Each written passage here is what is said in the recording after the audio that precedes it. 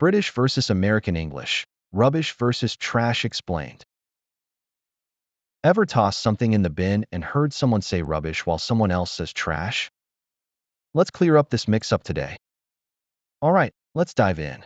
In British English, people say rubbish to mean stuff you throw away, like food scraps or old papers. You'd hear it in the UK, Australia, or New Zealand. For example, someone might say, I need to take out the rubbish before it piles up.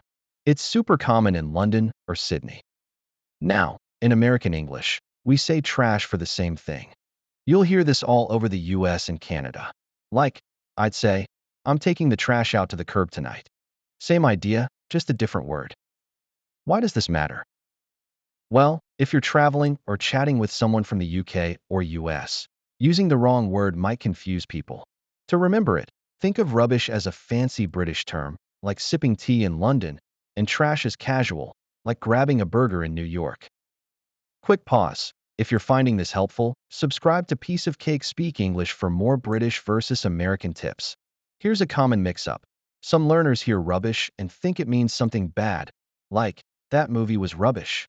It can mean that in British English, but it's still the same word for garbage. In the US, we'd never say, that movie was trash, unless we're being super casual or joking. One more example. In the UK, you might hear, the rubbish bin is overflowing.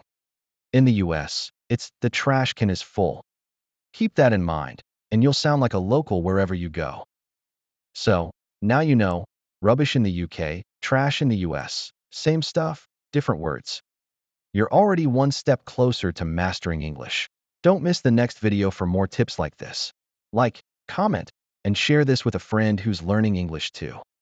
One new word at a time. You're doing great.